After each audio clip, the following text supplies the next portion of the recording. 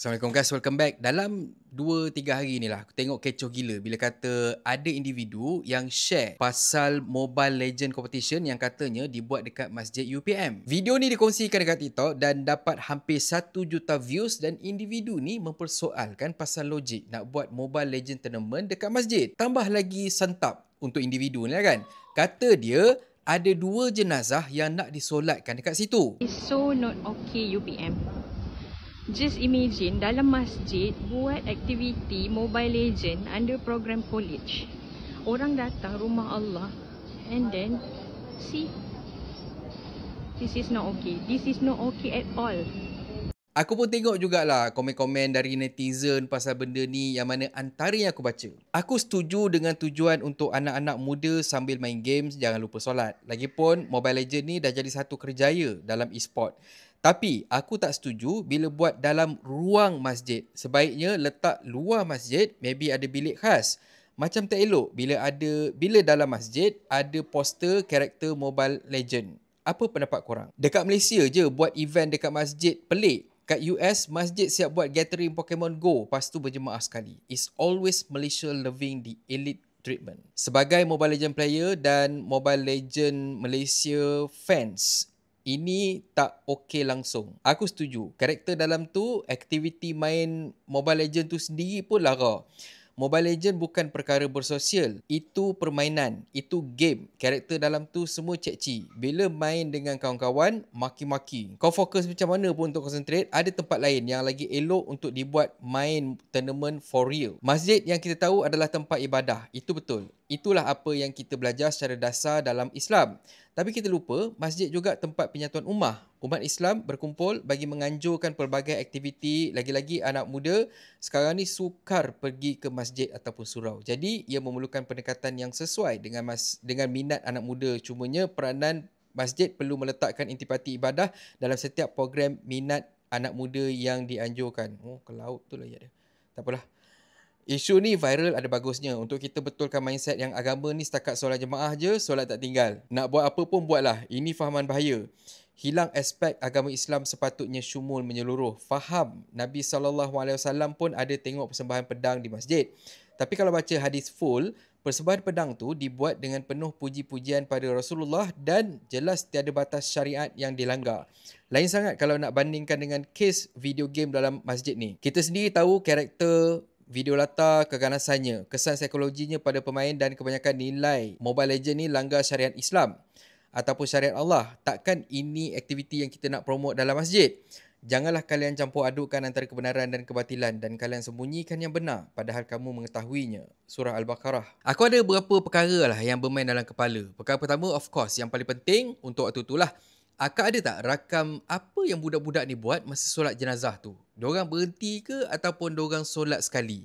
Atau ada tak sebarang aktiviti berkait dengan pertandingan tu yang dijalankan sewaktu solat jenazah tu berlangsung? Secara logline-nya, akak letak kata ada 2 jenazah yang nak disolatkan. Betul?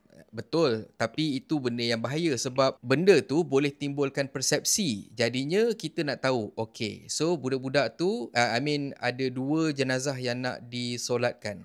So, apa aktiviti ataupun apa tindakan budak-budak tu ataupun organizer? Mungkin akak boleh share dekat TikTok akak untuk kita semua tahu.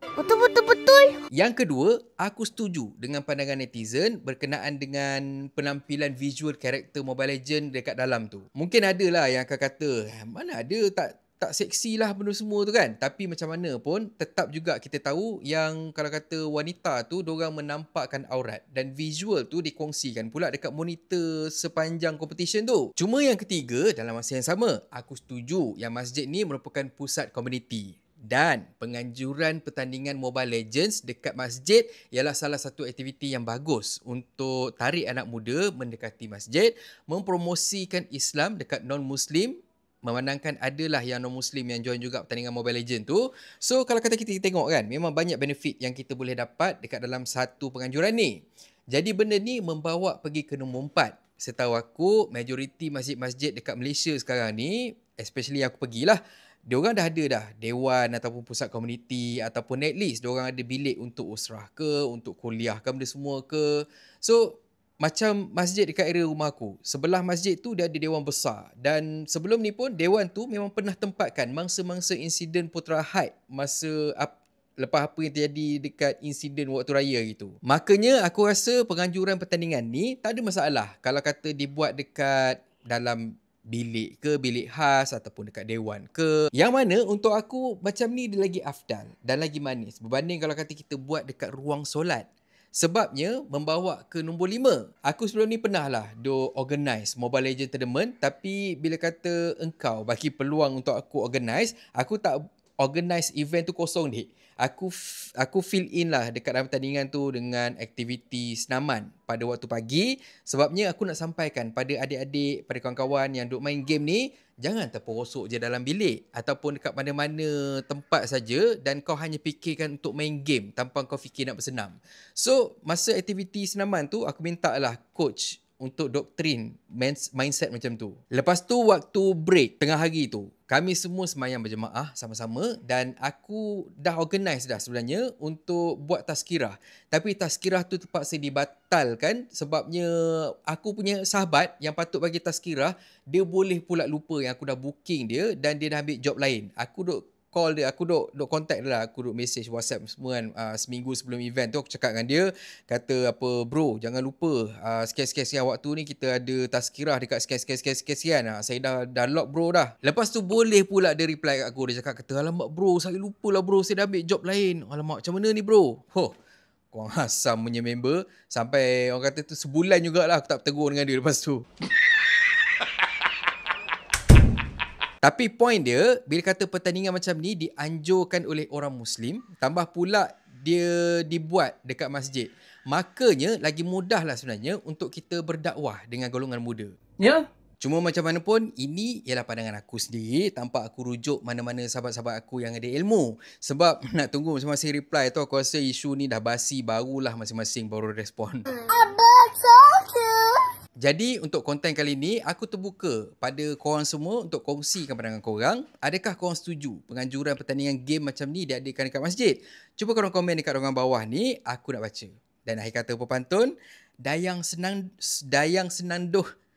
senandung peneman raja. Wajah biasa, jiwanya berharga. Masjid bukan solat saja. Tempat berkumpul, berkongsi semua. Dan kalau korang suka konten dari dalam channel ni, please consider to subscribe. So thank you very much for watching and have a nice day. Assalamualaikum. Guys, aku nak kongsi dengan korang, ini ialah remote control size Hot Wheel yang memang paling best dan juga paling murah yang aku jumpa. Seriously aku cakap memang seronok main. Kalau korang pun nak beli, korang boleh tengok link dekat pin komen.